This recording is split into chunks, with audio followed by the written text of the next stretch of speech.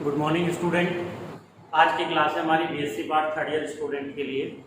Unit number second में हमने last time पे हमने पढ़ा था अष्टफलकीय संकुलों में क्रिस्टल क्षेत्र विभाजन एवं उसकी ऊर्जा की गणना।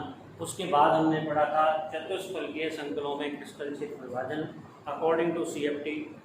एंड हमारा टॉपिक जो रिमेनिंग रह गया था चतुष्फलकीय संकुलों के क्वेश्चन आपको मैंने बताया था, सीधा 5 नंबर का क्वेश्चन आता है, चतुष्फलकीय संकुलों में क्रिस्टल क्षेत्र विभाजन को समझाइए। अब कई बार उसमें साथ साथ में एक न्यूमेरिकल और दे दिया जाता है कि चतुष्फलकीय संकुलों में एक कॉम्प्लेक्स दे रखा होगा संकुल और इसकी क्रिस्टल क्षेत्र विभाजन ऊर्जा की गणना कीजिए। तो आज का हमारा टॉपिक है चतुष्फलकीय संकुलों के लिए क्रिस्टल क्षेत्र स्थायीकरण ऊर्जा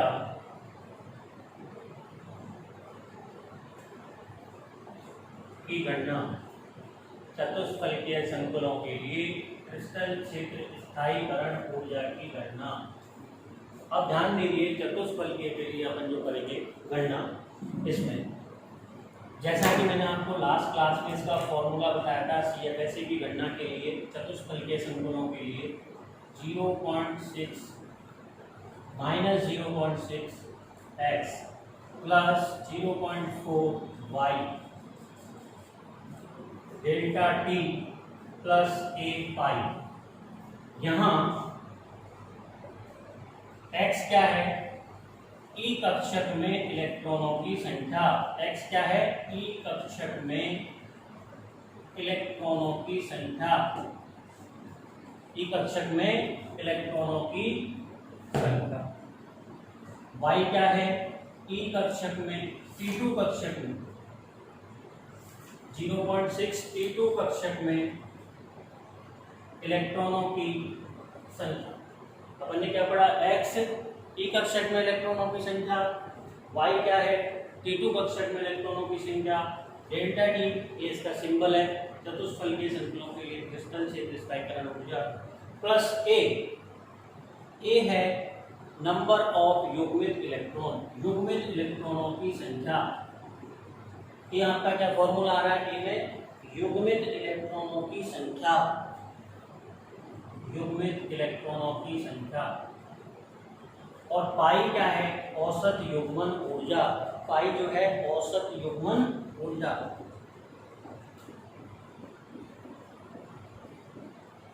अब यहाँ आप ध्यान देना, चतुष्फलकीय संकुलों के लिए जैसे हमने अष्टफलकीय संकुलों में जब CFSE की गणना की थी तो वहां पर दो चीजों पे ध्यान दिया था कि अगर हमारा प्रबल क्षेत्र लिगेंड है, प्रबल क्षेत्र लिगेंड है तो डेल्टा का मान जो है औसत युग्मन ऊर्जा से ज्यादा होता है और सारे इलेक्ट्रॉन पहले T2G कक्षकों में जाते हैं। जब T2G कक्षक पूर्ण रूप से बढ़ जाते हैं तब इलेक्ट्रॉन EG कक्षक में जाते हैं।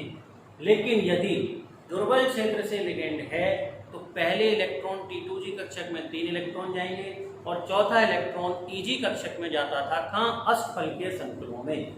परंतु चतुष्फलकीय संकुलों की जो डेल्टा टी है इसका मान कम होने के कारण, अब इसका मान कम क्यों होता है? क्योंकि वहां पर 6 लिगेंडों से प्रतिकर्षण के कारण जो कक्षक कक्षकों का विभाजन है वो ज्यादा होता था। यहाँ पर 4 लिगेंडों से ही प्रतिकर्षण है, इसलिए विभाजन कम होता है। इसी कारण से डेल्टा टी का मान कम होगा और हमेशा ही दुर्बल क्षेत्र वाला, जैसे वहाँ दुर्बल क्षेत्र में जो बनते थे, यानी हमेशा ही यहाँ पर इलेक्ट्रॉन पहले T2 में 3 इलेक्ट्रॉन आएंगे, फिर E में 2 इलेक्ट्रॉन आएंगे, यानी इसमें पेयरिंग नहीं होती। पहले इलेक्ट्रॉन सारे T2 कक्षक फिर E कक्षक में बढ़ता है, उसके बाद पेयरिंग शुरू होती है। तो जो दुर्बल क्षेत्र लिगेंड था अष्टफलकीय संकुलों का, जैसे दुर्बल क्षेत्र लिगेंड में हम T2 भर देते थे फिर EG में जाता था, तो यहाँ पर डेल्टा टी का मान कम होने के कारण हमेशा ही दुर्बल क्षेत्र लिगेंड बनेंगे। इसका मतलब आउटर स्फीयर कॉम्प्लेक्स बनता है जिनका कि हाई स्पिन होता है, जिनका स्पिन क्या होता है? हाई होता है। अब मैं जैसे एक एग्जांपल ले लेता हूँ, यहाँ पर टाइटेनियम का अगर एक एग्जांपल लिया जाए TiH2O का होल 6 3+,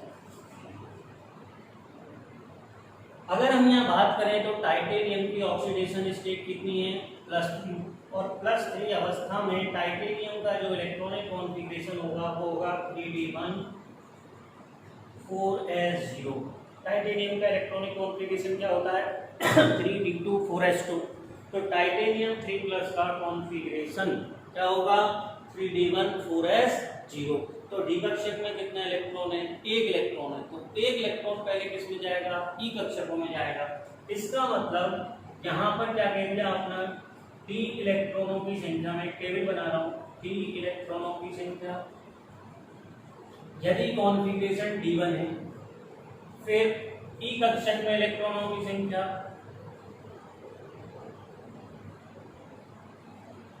फिर इधर लिख देते हैं हम T2 कक्षक में इलेक्ट्रॉन की संख्या,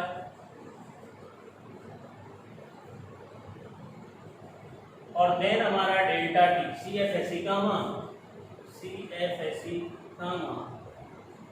और CFSE मान के लिए यही फॉर्मूला आपको लागू करना है -0.6x वाला।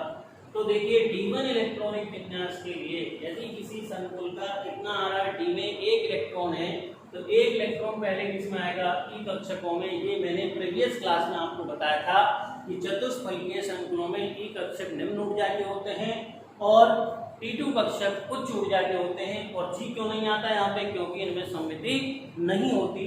तो एक इलेक्ट्रॉन यहाँ आया, यहाँ पर कोई इलेक्ट्रॉन नहीं है 0, तो इसकी वैल्यू कितनी आ जाएगी -0.6 डेल्टा टी।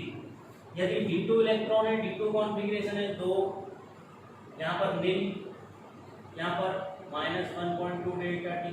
सब में क्या बनेगा, हाई स्पिन बन रहा है, सब में, सभी में संकुल क्या बनते हैं, हाई स्पिन बनेंगे, अनपेड इलेक्ट्रॉन ज्यादा होंगे। D3 कॉन्फ़िगरेशन है तो यहाँ 3 आ जाएगा, निल। अगर इसको कोई ऐसे भी यहाँ फिलअप कर देता हूँ मैं, ये T कक्षक होते थे और ये कौन से होते थे, T2 कक्षक 3 थे, तो यहाँ कोई इलेक्ट्रॉन नहीं था, यहाँ एक इलेक्ट्रॉन था। इसको और थोड़ा सा अच्छे से समझा देता हूँ याद करने के लिए। 1 2, यहाँ कोई इलेक्ट्रॉन नहीं है। अब T3 कॉन्फ़िगरेशन है तो क्या हो गया, 1 2 और 2 ही है। T2 कक्षक की कक्षक कितने होते हैं, 2, तो तीसरा इलेक्ट्रॉन कहाँ चला गया, यहाँ। इसका मतलब इसमें पेयरिंग नहीं होगी। ध्यान देना ये बात, जब ये ई कक्षक के दो, टी में 2 है, dx² sy² dz² और T2 में dxy dyz dxz। D1 electronic विन्यास है तो पहले की निम्न ऊर्जा के में आएगा और उच्च ऊर्जा के में नहीं जाएगा, तो CFSE का मान -0.6 डेल्टा टी होगा। जब D2 है तो 2 आ गया तो -1.2 डेल्टा टी हो गया।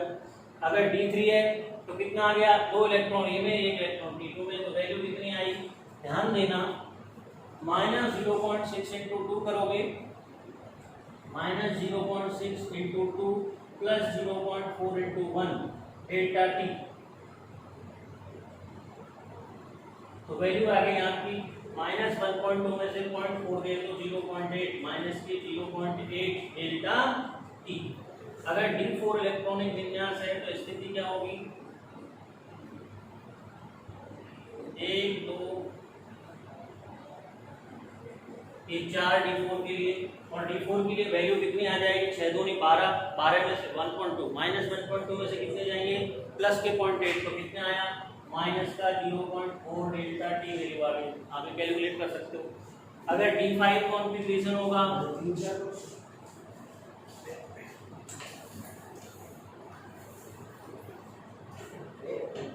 तो D5 के लिए डेल्टा टी की वैल्यू कितनी आएगी, 0.0। इसका रीजन क्या है, ई कक्षक में इलेक्ट्रॉन कितने, 2, तो 0.6 × 2 माइनस के 1.2। T2 कक्षक में कितने, 3, तो 0.4 × 3, तो माइनस के कितने आ गए, प्लस के 1.2 माइनस के 1.2, वैल्यू कितनी आई, 0.0। ये डेल्टा टी की वैल्यू आ गई। इसी प्रकार से आप D6 में निकालोगे, D7, D6 में आपकी स्थिति सेम आ गई। अब D6 में इलेक्ट्रॉन कहाँ आएगा, पहले 5 इलेक्ट्रॉन तो किसमें भर्ती है, ई कक्षक, ई में 2 इलेक्ट्रॉन आ गए, और तीसरा T2, चौथा T2 में, पांचवा D2 में, और छठा इलेक्ट्रॉन वापस से किसमें आएगा, D6 में। इसका मतलब ये 3 5 का तो कैंसिल हो गया, केवल एक सेट का इलेक्ट्रॉन का आप कंसीडर करोगे, या फॉर्मूला लगाइए -0.6 × 3 यानी -1.8, माइनस इसमें से प्लस के 1.2 गए, तो बचे कितने, -0.6 डेल्टा अगर D7 की बात करोगे तो D7 की स्थिति आपको ये मिल जाएगी, यहाँ कितने 4 तो -0.6 इंटू 4 तो कितना आ गया -2.4, उसमें से 1.28 यहाँ कितना आ गया -1.2 डेल्टा टी। एक तरह से अगर आप देखोगे तो D1 और D6 का सेम है, D2 और D7 का सेम है, D3 और D8 का अलग आएगा देखना। हाँ D3 D8 का भी सेम स्थिति आ जाएगी, D8 D9 और D10। D8 में कितने इलेक्ट्रॉन हो गए यहाँ पे 4, 1 2 4 और यहाँ पर कितने आ जाएंगे 4, यहाँ के 5 6 7 8। D8 की स्थिति हो गई, यहाँ तो कितने होंगे -0.24 में से कितने गए प्लस के कितने 4, -1.6 गए तो -1.6 जाएंगे तो कितना जाएगा -0.8 डेल्टा टी आंसर आ जाएगा। D9 की जब बात करोगे तो D9 की स्थिति क्या होगी आपकी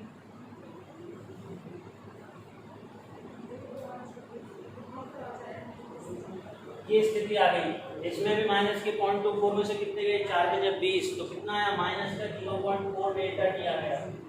और जब D10 कॉन्फ़िगरेशन की बात करोगे ऊपर चलते हैं तो D10 में कितने इलेक्ट्रॉन आ गए, T भी आपका कंप्लीट फिलअप हो गया और T2 भी आपका कंप्लीट फिलअप हो गया।